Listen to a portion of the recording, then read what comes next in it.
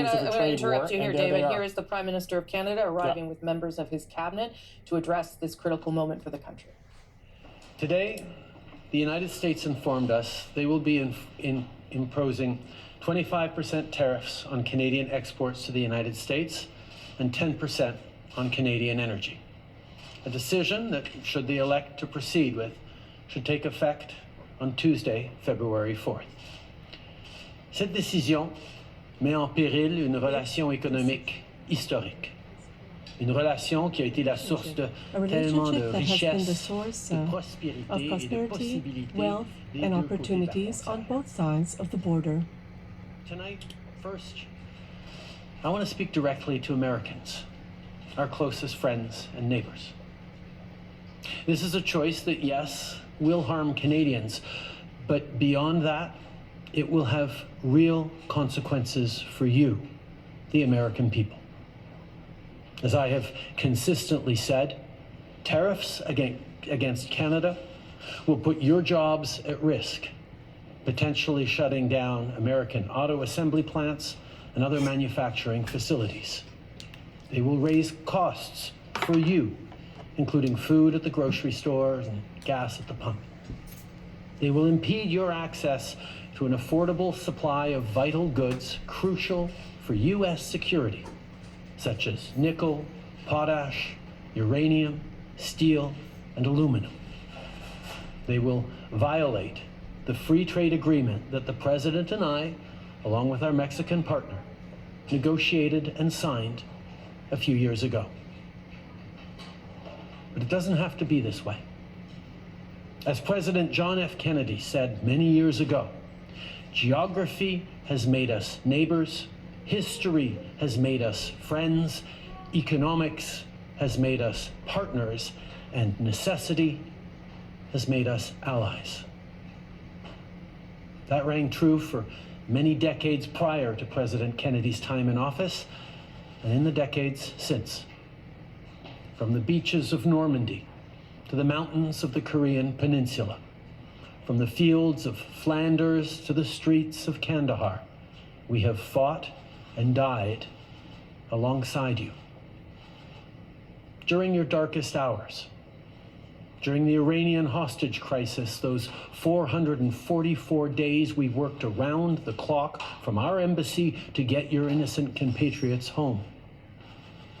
During the summer of 2005, when Hurricane Katrina ravaged your great city of New Orleans, or mere weeks ago when we sent water bombers to tackle the wildfires in California. During the day the world stood still, September 11th, 2001, when we provided refuge to stranded passengers and planes, we were always there, standing with you, grieving with you, the American people. Together, we've built the most successful economic, military, and security partnership the world has ever seen. A relationship that has been the envy of the world. Yes, we've had our differences in the past, but we've always found a way to get past them. As I've said before, if President Trump wants to usher in a new golden age for the United States, the better path is to partner with Canada, not to punish us. Canada has critical minerals, reliable and affordable energy, stable democratic institutions, shared values, and the natural resources you need. Canada has the ingredients necessary to build a booming and secure partnership for the North American economy, and we stand at the ready to work together. Let's take a moment to talk about our shared border. Our border is already safe and secure, but there's always more work to do. Less than 1% of fentanyl, less than 1% of illegal crossings into the United States come from Canada. But hearing concerns from both Canadians and Americans, including the American president himself, we're taking action. We launched a $1.3 billion border plan that is already showing results, because we too are devastated by the scourge that is fentanyl, a drug that has torn apart communities and caused so much pain and torment for countless families across Canada, just like in the United States. A drug that we too want to see wiped from the face of this earth. A drug whose traffickers must be punished. As neighbors, we must work collaboratively to fix this. Unfortunately, the actions taken today by the White House split us apart instead of bringing us together. Tonight, I am announcing Canada will be responding to the U.S. trade action with 25% tariffs against $155 billion worth of American goods. This will include immediate tariffs on $30 billion worth of goods as of Tuesday, followed by further tariffs on $125 billion worth of American products in 21 days' time to allow Canadian companies and supply chains to seek to find alternatives. Ce soir, j'annonce la réplique du Canada. I am announcing Canada's response. I am announcing 25% tariffs on $155 billion of U.S. goods. As of Tuesday, $30 billion worth of U.S. products will be affected, and in 21 days, to allow Canadian companies the opportunity to find alternatives, this will be the case for $125 billion worth of products. Our response will also be far-reaching and include everyday items such as American beer, wine, and bourbon, fruits and fruit juices, including orange juice, along with vegetables, perfume, clothing, and shoes. It'll include major consumer products like household appliances, furniture, and sports equipment, and materials like lumber and plastics, along with much, much more. And as part of our response, we are considering, with the provinces and territories, several non-tariff measures, including some relating to critical minerals, energy, procurement, and other partnerships. We will stand strong for Canada. We will stand strong to ensure our countries continue to be the best neighbors in the world. With all that said, I also want to speak directly to Canadians in this moment. I'm sure many of you are anxious, but I want you to know we are all in this together.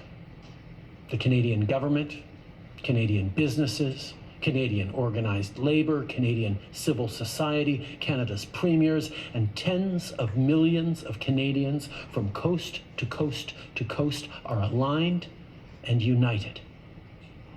This is Team Canada at its best.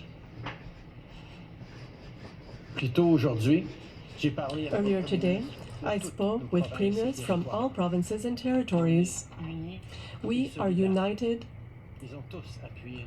They've all supported our approach. We're also aligned to reduce internal trade barriers and to make it easier for consumers to choose Canada and Canada products. A few moments ago, I spoke with Mrs. Sheinbaum, the President of Mexico, our other North American partner, and this country was also the subject of 25% tariffs today. We're working together to face these tariffs. This threat is targeting the entire country, and I am heartened to see all our leaders answer the call and to be so committed to make sure that no Canadians are left behind. Our government will be there for Canadians. We will be there for you. At the same time, I do have something to ask of you. I would ask you to remain united. Many of us will be deeply affected. A lot of people will go through dark times. I'm asking you to support one another, to be there for your friends, your neighbors, and your fellow Canadians. From sea to sea, Canadians are different. We speak different languages. We have different beliefs and opinions. We have different ideas. But when we remain united, we are stronger. And now is also the time to choose Canada. There are many ways for you to do your part. It might mean checking the labels at the supermarket and picking Canadian-made products. It might mean opting for Canadian rye over Kentucky bourbon, or foregoing Florida orange juice altogether. It might mean changing your summer vacation plans to stay here in Canada and explore the many national and provincial parks, historical sites, and tourist destinations our great country has to offer. C'est temps de choisir des produits d'ici. It's time to choose Canadian products and to support Canadian businesses, to support our farmers, our producers, our workers, our business owners, our artists. It might mean doing all of these things or finding your own way to stand up for Canada. In this moment, we must pull together because we love this country. We pride ourselves on braving the cold during the long winter months. We don't like to beat our chests, but we're always out there, waving the maple leaf loudly and proudly to celebrate an Olympic gold medal. On a notre propre identité. We have a distinct identity. We have our own history and our values. Canadians are welcoming, open, innovative, and ambitious. We prefer to solve our differences with diplomacy, but we're prepared to fight if it's required. Canada is home to bountiful resources, breathtaking beauty, and a proud people who've come from every corner of the globe to forge a nation with a unique identity worth embracing and celebrating. We don't pretend to be perfect, but Canada is the best country on earth.